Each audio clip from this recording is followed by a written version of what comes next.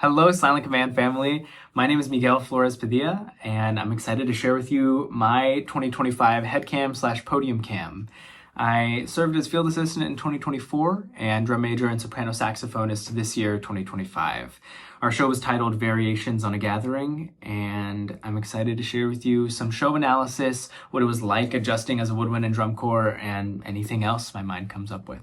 So without further ado, here's the headcam.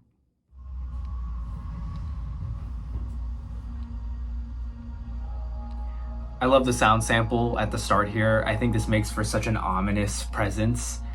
Everybody's out in an arc and they turn around when I turn around, which you'll see in a bit. But I was actually never really nervous walking down on this 50-yard line. Yeah, like you get a chance to look at the judges and the plenty of people staring at you. But above anything else, like I felt strong. All these people are just like fully chest out, excited to be there, fierce, and you feel that energy when you're on the field, surrounded by all of them. Here I turn around. And at the start of the sound sample, what really helped me get in the mood is I took a breath in when everybody put their arms up, and then took a breath out as the ripple starts and everybody gets to the floor. Awesome snare setup here. I think the writing here is just really exciting.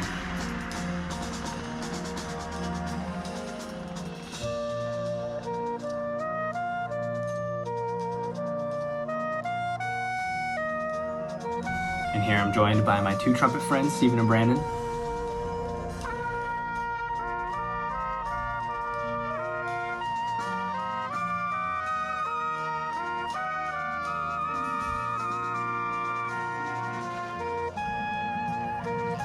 Pretty hard to tune some of that upper register stuff. For saxophone nerds, I'm using front E and F there. Mainly because the palm keys are just so hard to tune on that horn.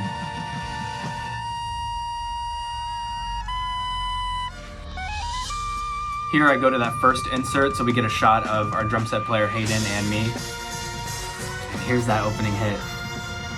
So intimidating walking back to my podium. Shaking in my boots.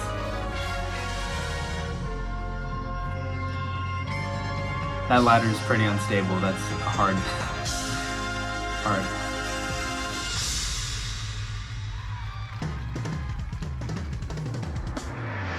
And so transitioning from performing and projecting yourself outward to conducting and focusing on a very technical aspect of the show, I'm immediately watching Connor on side one for all of this time stuff.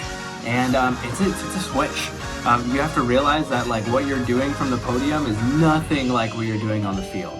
I think it was a really fun hybrid approach, primarily because of that. You really get to project your energy through the ensemble instead of just personally through yourself. And that was a whole lot of fun. That's the end of part one. Here's part two. And I like this podium cam. I kind of came up with this idea just so that you can see some of what's happening in the ensemble. We get the snare feature here.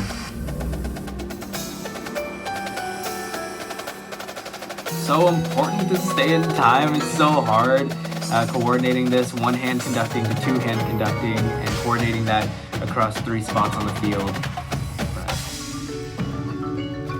Whole lot of fun. This snare feature was just incredible. I love all these rolls at the end. And that last one, just fierce. Love it.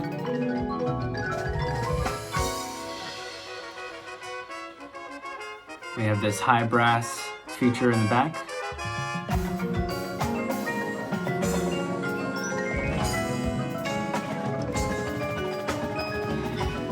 For context, the reason why I just looked forward just for a second is because all of the quads like look at each other and then they go immediately back. I just thought it was a funny thing.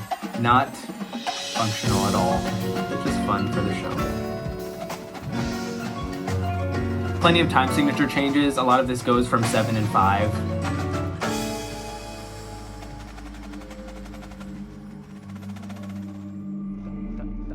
And at this point we get an immediate tempo change to 91.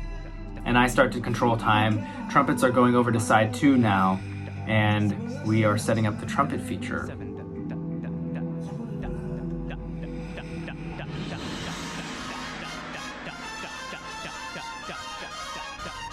And you hear me dudding here, just making sure I'm accountable. This was so hard to time for so many reasons. And I'm absolutely at fault for a lot of them. It's just a hard tempo to get from that point of the field, transitioning immediately out of 200.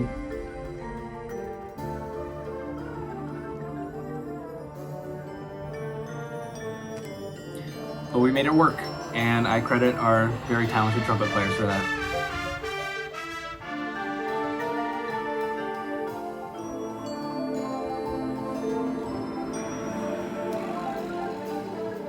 This is the Fugue section, taken from one of our previous shows.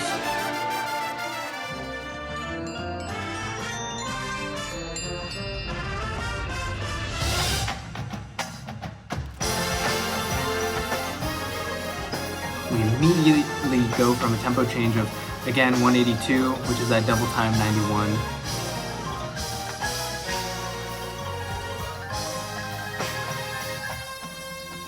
It used to be an immediate tempo change, and we eventually added an accelerando to that. It's so much power to the end of this.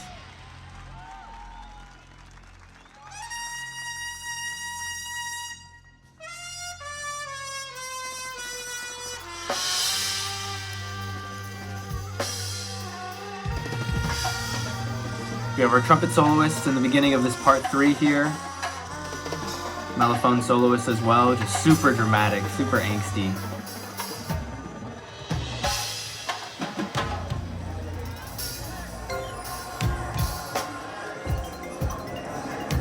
This rifle toss.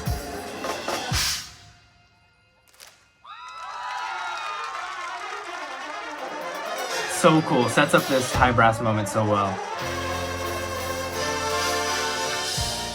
So what's going through in my mind right now is I gotta breathe, because I'm getting off the podium. And here I go off that unstable ladder, grab the saxophone, get that neck strap on, breathe, and let loose.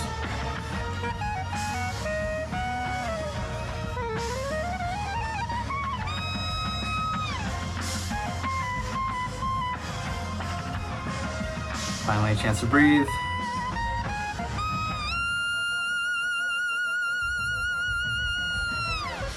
That high G on this horn specifically was always wanting to run flat. I actually ended up doing somewhat of a G sharp fingering.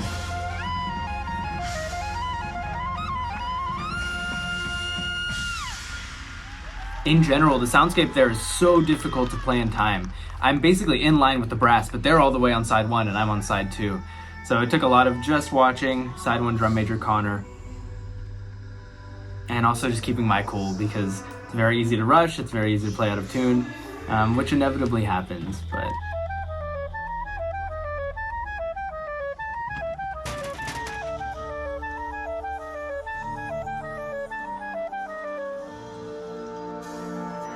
Now, of the 3 solos, of the one in the beginning of the show to part 3 to now this, which is the top of part 4, I actually kind of like this one the most. Mainly because I checked in with Connor for tempo beforehand, and there's just that little moment of like the culmination of our work and being drum majors together in just a very simple dot, dot, dot, dot, dot, dot, and us just trusting each other.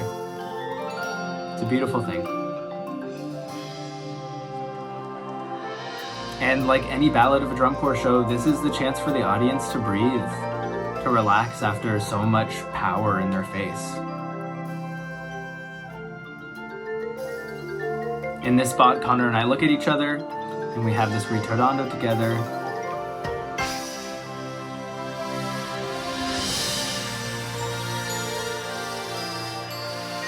I remember counting down the times that we were able to do that together. Each day I'm just like looking at him and thinking to myself, man, 5 more times, 4 more times. On finals night I wanted to cry, because it's like, never doing this again.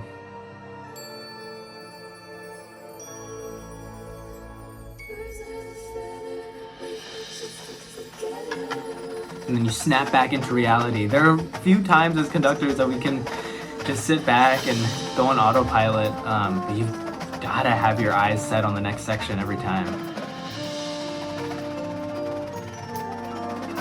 We have our brass quartet lead into this big ensemble moment.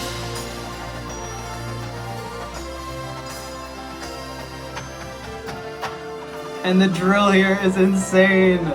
There's just so much happening.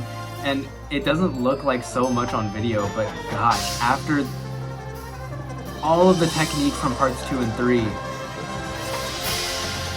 finally get to a place close.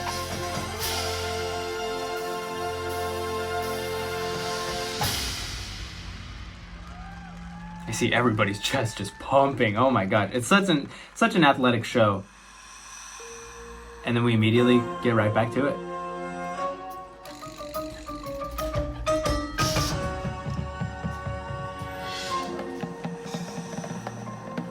And the aim of the game for me is like, just watch Connor.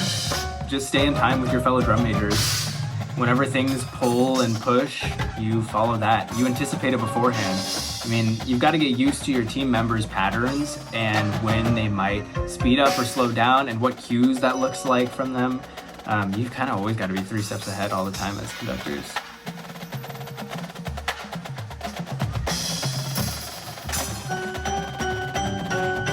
It's the reason why I very rarely deviate from that, because it's so easy to just get lost, and suddenly even a 16th note delay between 2 conductors gets way exaggerated on the field.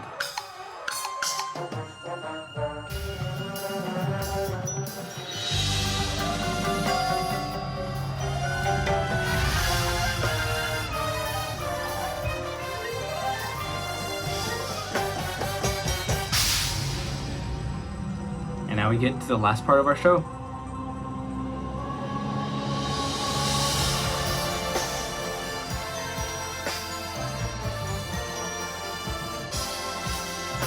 I love this flag feature. I wish I got a better head cam to show just how beautiful this looks like with the show flag, but man.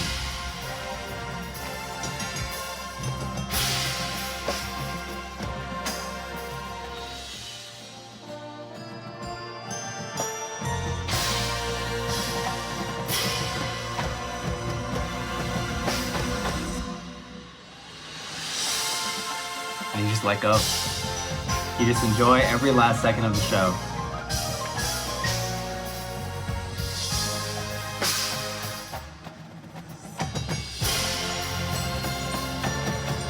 And here I'm fixing my head cam because it's like at my nose at this point.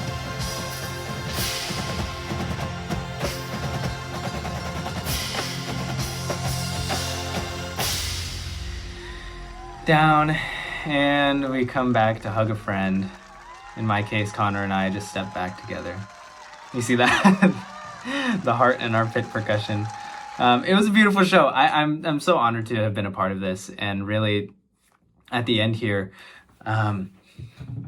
just a very proud moment to look at this ensemble that you spent so much time with, and just being proud at the end of the day.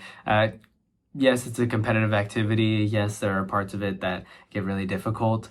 But moments where you can just sit back and say, man, I did that, I was a part of that, like that's what drum corps is all about. So I was honored to be a part of this in a small way by playing some soprano sax. It was a whole lot of fun. It was so difficult trying to tune with instruments that, you know, just because of the setting of playing loud and being in a really hot environment, tend to ride really sharp. But there's adjustments that you make, and it's tendencies where with Steven and Brandon in the beginning, like I could know whether our breath was going to be a really good breath or like a kind of mediocre breath, and you chisel away at that, you adjust that over time. So I had a lot of fun. I hope you enjoyed just a little bit of the show analysis and some kind of insight to what that was like being a woodwind player in DCI. And yeah, thank you so much for watching. Bye, you guys.